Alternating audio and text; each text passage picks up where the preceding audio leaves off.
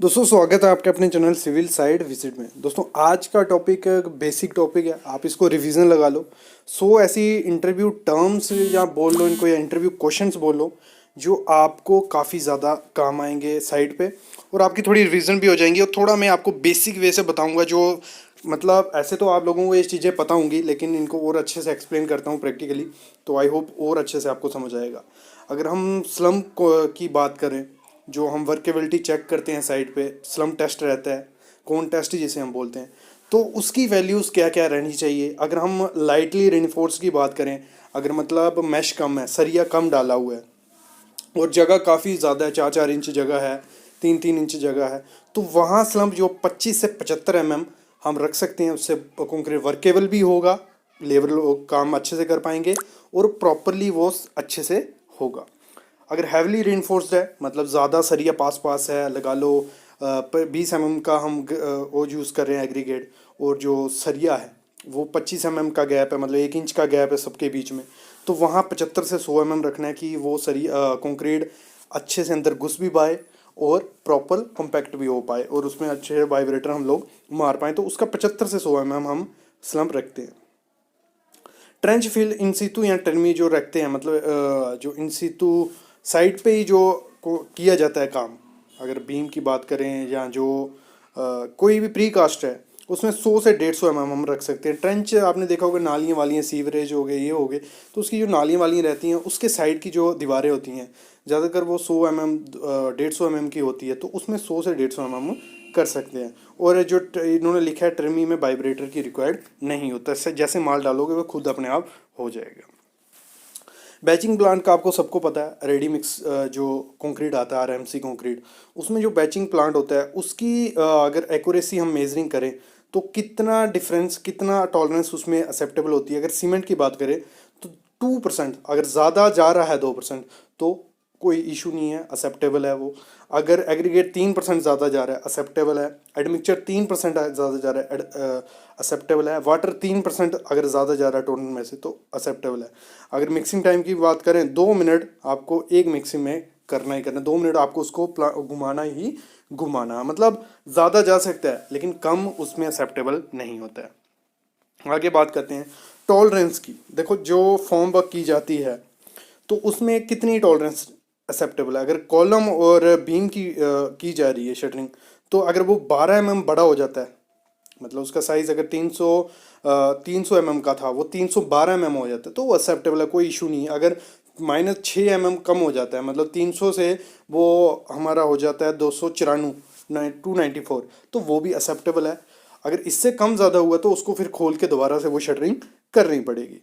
वैसे हम footing plan की बात करें तो उसमें 50 mm अगर बड़ा हो जाता है तो कोई इशू नहीं, लेकिन कम अगर -12 mm से ज़्यादा होगा, मतलब -15 mm हो गया, तो वो फिर से अच्छे से शटरिंग करनी पड़ सकती है।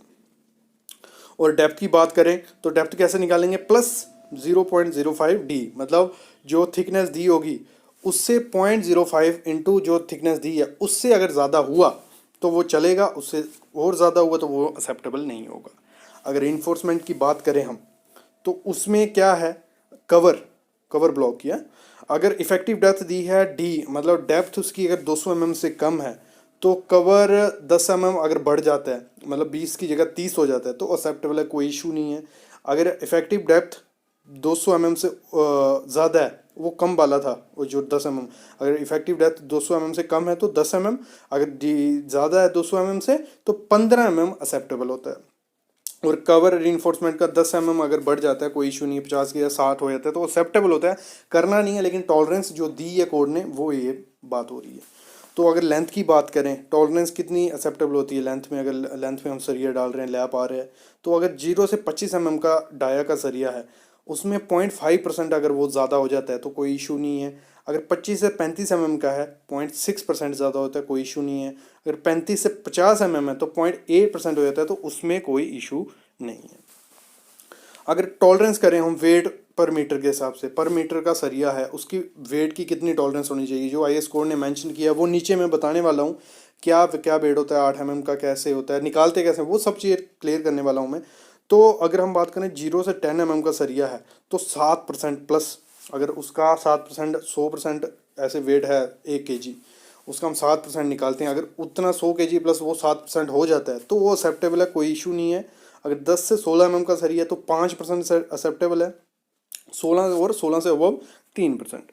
अगर हम कटिंग लेंथ की बात करें, देखो जहाँ अगर लेंथ हमें नहीं दी गई है तो वहाँ अगर 75 लंबा सरिया कट जाता है कोई इशू नहीं है। अगर 25 छोटा कट जाता है कोई इशू नहीं है। अगर इससे आगे पीछे हुआ तो वो आपका फेल हो जाएगा, मतलब वो आप सरिया यूज़ नहीं कर सकते, आपको दूसरा स्पेसिफाइड करना पड़ेगा। अगर लेंथ स्पेसिफाइड है मतलब दी हुई है तो अगर बड़ा हो जाता है 50 कोई इशू नहीं है, 60 होगा वो नहीं चलेगा, लेकिन 50 हो तो चलेगा, लेकिन कम नहीं चलेगा अगर स्पेसिफाइड लेंथ दी हुई है तो।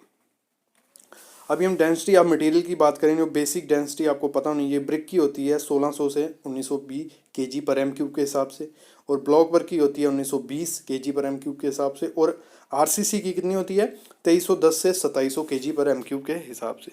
अभी हम क्यूरिंग की बात करें, आपको क्यूरिंग कितने दिन करनी होती है, तराई कितने दिन, तो सुपर सल्फेट सीमेंट जो होता है उसकी 7 दिन आपको मिनिमम क्यूरिंग करनी ही करनी है। ऑर्डिनरी पोर्टलैंड सीमेंट ओपीसी जो होता है उसकी 10 दिन क्यूरिंग आपको करनी ही करनी है। जो मिनरल एडमिक्सचर जिसमें ऐड होते हैं जिस कंक्रीट में सीमेंट में, तो वो उसकी 14 दिन आपको क्यूरिंग करनी पड़ सकती है। अभी स्ट्रिपिंग टाइम, हम डी शटरिंग की बात करें तो जो कॉलम होता है वर्टिकल मेंबर जो भी होता है, कॉलम वॉल वर्टिकल फॉर्मवर्क, उसकी 16 से 24 दिन आपको मतलब 16 से 24 दिन के बाद, दिन नहीं सॉरी 16 से 24 घंटे बाद आप उसकी डी शटरिंग कर सकते हो, उसकी शटरिंग खोल सकते हो। उससे पहले खोलोगे तो माइनर क्रैक्स जो होते हैं वो स्ट्रक्चर वीक हो सकता है। जो सॉफिट प्रोवाइड की जाती हैं स्लैब को, वो आप 3 दिन के बाद निकाल सकते हैं। जो हम बात करते हैं ऐसे जो प्लाई हो गई यहाँ प्लेट हो गई, तो 3 दिन के बाद निकाल सकते हैं। अगर छोटा स्पैन है 3 मीटर जितना, तो उसके बाद आपको वो प्रॉप्स नीचे लगानी पड़ेंगी, उसके ऊपर कंस्ट्रक्शन नहीं कर सकते थोड़े दिन। फिर अगर जो सोफिट होती है बीम को, वो 7 दिन के बाद आप निकाल सकते हो, लेकिन आपको प्रॉप्स फिर से वहाँ लगा देनी है। अगर स्पैन 4 मीटर है, 4.5 मीटर तक है तो 7 दिन, अगर 4.5 मीटर से ज़्यादा दिन है तो 14 दिन। अगर जो आर्च होती है जिसका स्पैन अगर 6 मीटर है तो 14 दिन बाद आप डी शटरिंग कर सकते हो, लेकिन आर्च की जो स्पैनिंग अगर 6 मीटर से ज़्यादा है तो 21 दिन के बाद आपको उसकी डी शटरिंग करनी होगी। अभी क्यूब सैंपल की बात करूं, हम साइड पे कंक्रीट की स्ट्रेंथ टेस्ट करते हैं, उसका जो ग्रेड हम यूज़ कर रहे हैं उतनी स्ट्रेंथ हमें मिल रही है, प्रॉपर से वर्केबल कंक्रीट है, अगर उसकी ड्यूरेबिलिटी, तो हम कंप्रेसिव स्ट्रेंथ टेस्ट करते हैं, क्यूब टेस्ट जिसे हम बोलते हैं। तो उसका जो फिलअप करना होता है कंक्रीट के हिसाब से कि आपका कितना कंक्रीट पर डे के हिसाब से यूज़ हो रहा है, उसी हिसाब से आपको क्यूब सैंपल फिलअप करने होते हैं।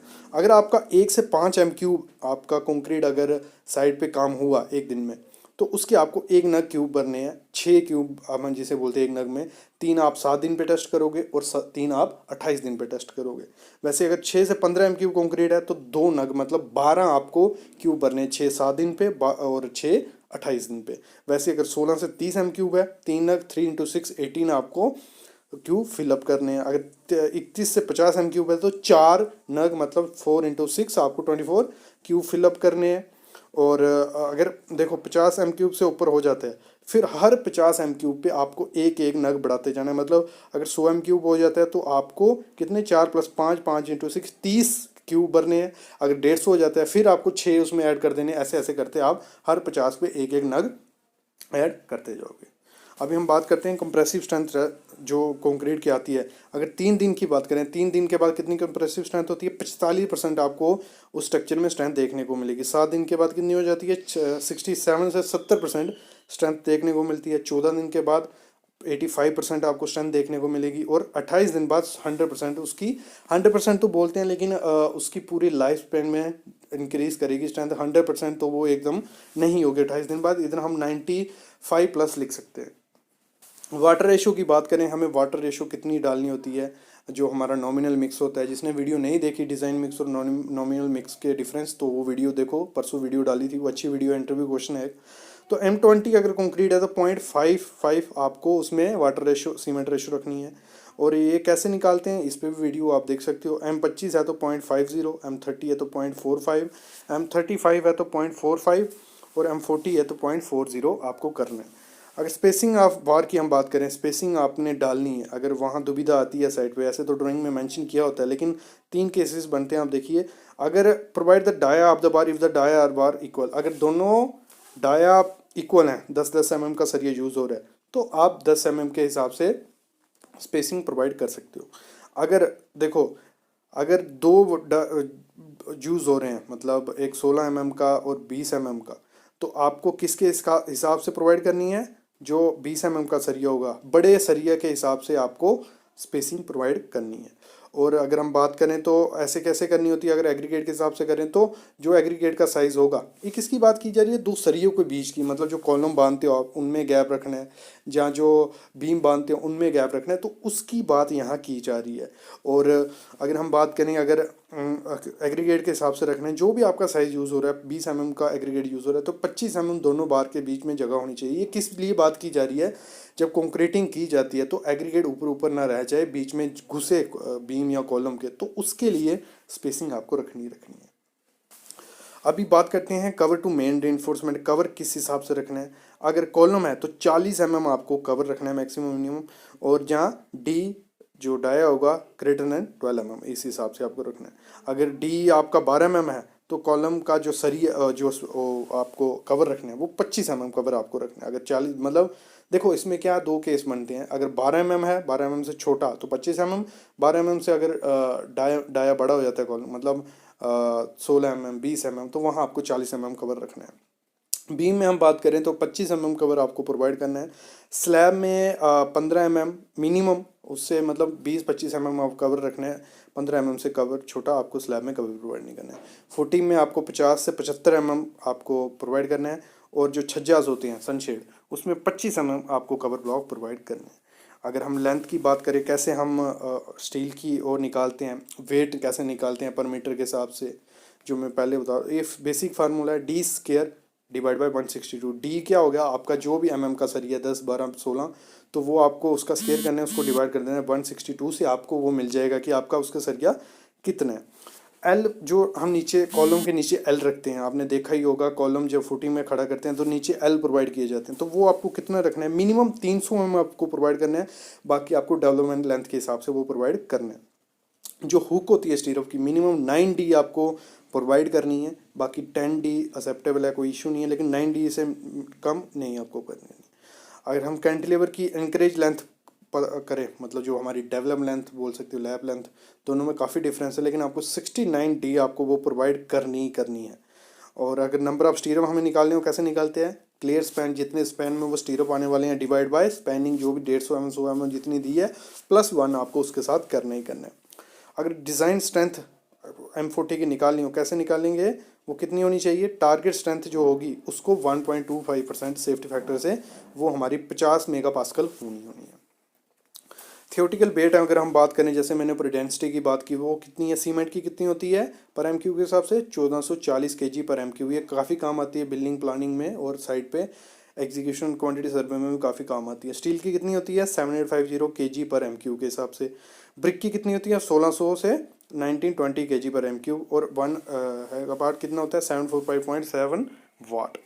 तो वेट अगर जैसे मैंने बता भी दिया कि कैसे हम फार्मूला निकालते हैं, 162 डी स्क्वायर डिवाइड बाई 162, लेकिन आपको अगर ऐसे पता होना चाहिए, टिप्स पे होना चाहिए। CMM का बार का वेट कितना होता है? 0.220 kg, और 8 mm का 0.397 kg, 10 mm का 0.616 kg, फिर 12 mm का 0.88 kg, 16 mm का 1.578। ये आप सामने देख रहे ही हो, बाकी आप निकाल सकते हो। डी स्क्वायर डिवाइड बाई 162 करके आपको यही वेट वहाँ मिलेगा।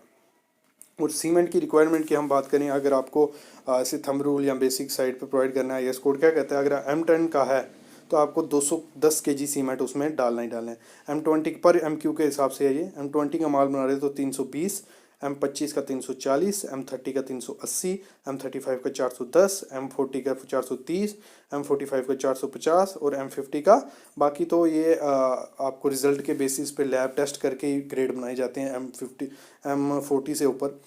तो इस हिसाब से आपको सीमेंट उसमें यूज़ करना है। तो आई होप आपकी रिवीजन हो गई होगी, बेसिक आपको पता चल गया होगा। ऐसी वीडियोस के लिए प्लीज़ चैनल को सब्सक्राइब करके रखो, और ये आपको PDF या जो आपको क्वेश्चन देख रहे हो, मैं डिस्क्रिप्शन में लिंक दे देता हूँ वेबसाइट का, वहाँ आप जाके आपको मिल जाएंगे। और हमने एक नया चैनल क्रिएट किया, कौन सा? जॉब के related, private job, government job, उसका लिंक भी डिस्क्रिप्शन में डाल देता हूँ। जाओ उसको सब्सक्राइब कर लो, डेली जॉब्स आती हैं, अप्लाई करो और ग्रो करते हो। Thank you guys.